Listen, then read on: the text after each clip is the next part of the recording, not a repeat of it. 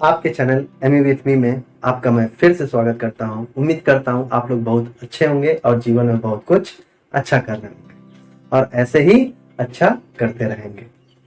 इसके पहले वाले क्लास में मैं energy and it's interaction topic को स्टार्ट किया था, ठीक है। अब इसके पहले मैंने जो भी टॉपिक को पढ़ाया है वो प्लीज रिवाइज करने के बाद ही इस वीडियो को देखें। अब देखिए, इस क्लास में मैं ये प्रूव करने के लिए जा रहा हूं कि वर्क जो है पॉइंट फंक्शन है ना पाथ फंक्शन है, ठीक है। ये चीज को मैं यहां पे आप लोगों के सामने में रखूंगा। देखिए, इसको प्रूव करने के लिए इसके पहले वाले क्लास में मैंने एक बात बताया था कि अगर क्लोज सिस्टम में अगर हम वर्क निकालना चाहते हैं तो जो भी मेरा एरिया आएगा पीवी डायग्राम पे, जो भी मेरा एरिया आएगा, जब हम उसका प्रोजेक्शन, उस एरिया का प्रोजेक्शन वॉल्यूम एक्सिस पे करेंगे, ठीक है। वॉल्यूम एक्सिस के करने के बाद में हम लोग को जो वर्क मिलेगा वो कौन सा वर्क होगा? बिल्कुल सही, क्लोज्ड सिस्टम वर्क होगा। अच्छा, तो इसका मतलब हम लोग बोल सकते हैं डायरेक्ट कि एरिया जो है फंक्शन है वर्क का। क्या सही है ना गलत है? बिल्कुल सही। तो एरिया अगर हम किसी चीज का अगर हम निकाल लें, अगर हम इस प्रोसेस में हम एरिया अगर निकाल लें तो एक बात बताइए, हमको वर्क मिल जाएगा। मतलब कि एरिया डायरेक्ट फंक्शन है वर्क का, ठीक है। तो हम लोग चलते हैं, एक प्रैक्टिकल एग्जांपल लेते हैं। सपोज करते हैं कि हम पीवी डायग्राम पे इस तरीके का कोई हम प्रोसेस हम यूज कर रहे हैं, ठीक है।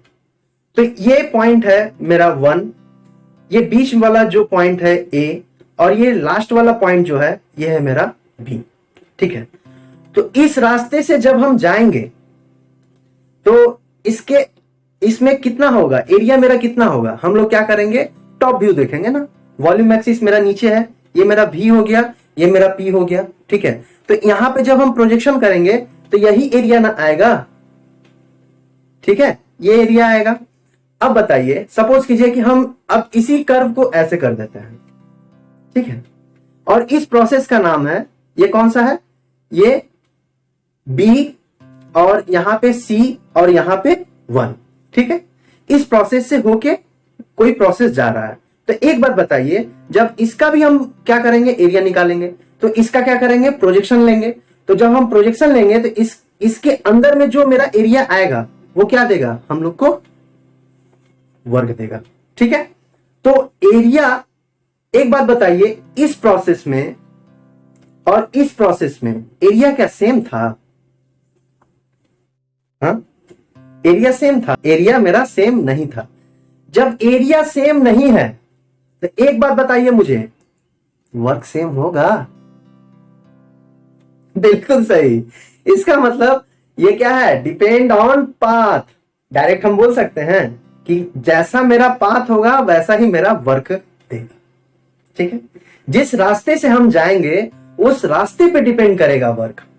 मतलब सपोज कीजिए मैं आपके घर आ रहा हूं, ठीक है। तो आपका घर जो है, मान लीजिए एक शॉर्ट रास्ते में आ रहा है, एक शॉर्ट रास्ता है और एक है लॉन्ग रास्ता। जब मैं शॉर्ट रास्ते से आपके घर आऊंगा और जब मैं लॉन्ग रास्ते से आपके घर आऊंगा तो मेरे द्वारा जो कार्य किया गया वो क्या सेम होगा? समझ गए ना? मतलब पाथ पे डिपेंड कर रहा है कि नहीं, ठीक है। तो इतना बात आपको समझ में आ गया। तो इसका मतलब हम लोग क्या लिख सकते हैं, A1 not equal to A2, which means W1 is not equal to W2, ठीक है। दोनों प्रोसेस में मेरा वर्क सेम नहीं होगा, ठीक है। इसका मतलब हम लोग क्या एक लाइन लिख सकते हैं, तो ये लाइन लिख सकते हैं, though the end point are same, though the end point are same, work transfer is not same, ठीक। उसके बाद क्या लिख सकते हैं, 1A2 एंड 1B2, ठीक है, because area are different, so work transfer is a path function not property. अब यहां पे प्रॉपर्टी का बात कहां से आ गया? प्रॉपर्टी नहीं है। एक बात बताइए, प्रॉपर्टी क्या था? स्टेट पे डिपेंड करता था कि नहीं? मेरा घर और आपका घर, ये दोनों पॉइंट पे डिपेंड करता था, स्टेट था, ये स्टेट पे डिपेंड कर रहा था। लेकिन वर्क जो है किसके? आपके और मेरे बीच में जो हम रास्ता ट्रेवल किए हैं उसके ऊपर डिपेंड करेगा वर्क। बात समझ में आया आपको? इसलिए हम क्या बोल सकते हैं, जब ये पाथ फंक्शन है, इसका मतलब कि ये प्रॉपर्टी नहीं है, ठीक है। और जब ये प्रॉपर्टी नहीं है तो हम लोग क्या लिख सकते हैं? Work transfer is a path function. पहला पॉइंट हम लोग लिख सकते हैं, हम लोग का ऑब्जेक्टिव ये बन सकता है। दूसरा ऑब्जेक्टिव क्या बन सकता है? Not a property. और तीसरा पॉइंट क्या बन सकता है? इन एग्जैक्ट डिफरेंशियल, जिसको हम लोग रिप्रेजेंट करते हैं पार्शियल डेरिवेटिव वर्क कर देंगे। और पार्शियल डेरिवेटिव अगर आप सपोज कीजिए DW लिख दिए गलती से, तो उसके ऊपर ना थोड़ा सा कट कर दीजिए, तो ये भी हो गया एक पार्शियल डेरिवेटिव ही आप कर रहे हैं, ठीक है। तो ये इन एग्जैक्ट डिफरेंशियल है। इसका मतलब क्या है कि वर्क जो है ना डायरेक्ट मेरा डिपेंड नहीं कर रहा। वर्क बहुत सारी बातों पे डिपेंड करता है, वो पार्शियल डेरिवेटिव है। पार्शियल डेरिवेटिव का मतलब क्या है कि बहुत सारे पॉइंट्स पे वो डिपेंड कर रहा है, सिंगल पॉइंट पे डिपेंड नहीं कर रहा है। अब वो पाथ, आप सपोज कीजिए जो रास्ता में आपके घर में आने के लिए मैं यूज कर रहा हूं, तो वो घर का जो रास्ता है, मैं या तो साइकिल से जा सकता हूं, उस समय वर्क वही होगा, या तो मैं बस से जा सकता हूं, वही होगा वर्क, या तो मैं ऑटो से जा सकता हूं, या तो मैं ट्रेन से जा सकता हूं, या प्लेन से जा सकता हूं। तो देखिए सब केस में मेरा वर्क क्या सेम होगा? वर्क मेरा सेम नहीं होगा। इसका मतलब क्या है कि वो डायरेक्ट डिपेंड नहीं करता है, इसलिए उसको हम लोग इन एग्जैक्ट डिफरेंशियल करते हैं। उसका वर्क का हम लोग इन एग्जैक्ट डिफरेंशियल करते हैं। अच्छा, अब बताइए, वर्क सिस्टम के बाहर बाउंड्री को मेरा क्रॉस कर रहा है कि नहीं?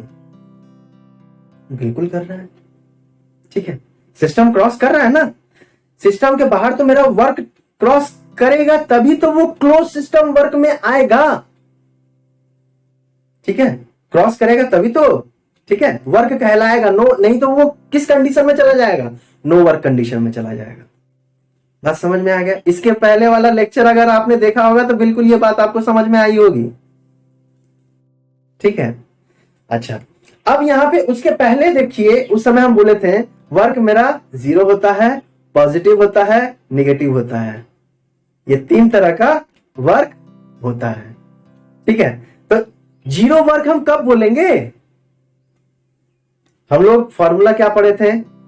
फॉर्मूला ये पढ़े थे, W is equal to P into DV। तो मतलब कि वर्क मेरा डायरेक्टली डिपेंड कर रहा है वॉल्यूम पे, डेरिवेटिव ऑफ वॉल्यूम, वॉल्यूम में कितना चेंज हो रहा है। अब मान लीजिए वॉल्यूम को अगर हम कांस्टेंट कर देते हैं तो वर्क मेरा क्या कांस्टेंट हो जाएगा, ठीक है। वॉल्यूम में मेरा चेंज ही नहीं हुआ तो वर्क होगा? नहीं होगा, ठीक है। तो मतलब कि कांस्टेंट वॉल्यूम प्रोसेस को ही हम लोग कहते हैं नो वर्क प्रोसेस, मतलब कि इसमें वर्क नहीं हो रहा है, वर्क मेरा 0 है, ठीक है। या फिर रिजिड कंटेनर बोल सकते हैं। देखिए इस तरीके से हम लोग का एग्जाम में बोला जाता है कि शॉर्ट जो क्वेश्चंस आते हैं उसमें रिजिड कंटेनर वर्ड यूज कर देगा। इसका मतलब आप लोग को डायरेक्ट समझ लेना होगा कि प्रॉब्लम में मुझे कांस्टेंट वॉल्यूम लेना है, या फिर आइसोलेटेड बोल देगा तो वहां भी हम लोग को कांस्टेंट वॉल्यूम लेना है, मतलब कि मेरा वर्क वहां पे 0 है। अब देखिए वर्क मेरा पॉजिटिव कब होगा? वर्क मेरा पॉजिटिव तब होगा जब वर्क सिस्टम से मुझे वर्क मिलेगा। ये पोजीशन कहां पे होता है? गाड़ी वगैरह चल रहे हैं ना, गाड़ी वगैरह अगर चल रहा है तो उसमें जो इंजन वगैरह लगा हुआ है वो क्या कर रहा है, वर्क करके दे रहा है ना, वर्क हम लोग से ले रहा है, वर्क करके दे रहा है, बिल्कुल सही। जब वो वर्क करके दे रहा है इसका मतलब क्या है, पॉजिटिव वर्क है वो, ठीक है। और एक एग्जांपल है टरबाइन। टरबाइन जो क्या करता है, शाफ्ट को रोटेट करवाता है, ये आगे हम लोग पढ़ेंगे, ठीक है, फ्लूइड मैकेनिक्स वगैरह में हम लोग इसको डिटेल में हम लोग देखेंगे, ठीक है। तो हम लोग को वहां से वर्क मिलता है, मतलब कि पॉजिटिव वर्क वहां पे होता है। अच्छा, इसके बाद देखिए अगर निगेटिव वर्क का बात करें तो ये कहां होता है कंडीशन, पंप, कंप्रेसर। देखिए पंप को हमको वर्क देना पड़ता है ना, इलेक्ट्रिसिटी स्विच ऑन करते तभी पंप चालू होता है ना, कंप्रेसर स्विच ऑन करते तभी तो वो चालू होता है, ठीक है। अच्छा, मतलब कि हम लोग को उसको वर्क देना पड़ता है तब वो क्या करता है, काम हम लोग को देता है। पहले इनिशियली हम लोग को वर्क देना पड़ता है, तो मतलब कि वो निगेटिव वर्क हुआ, ठीक है। अब ये बात बहुत ध्यान से सुनिएगा, ठीक है।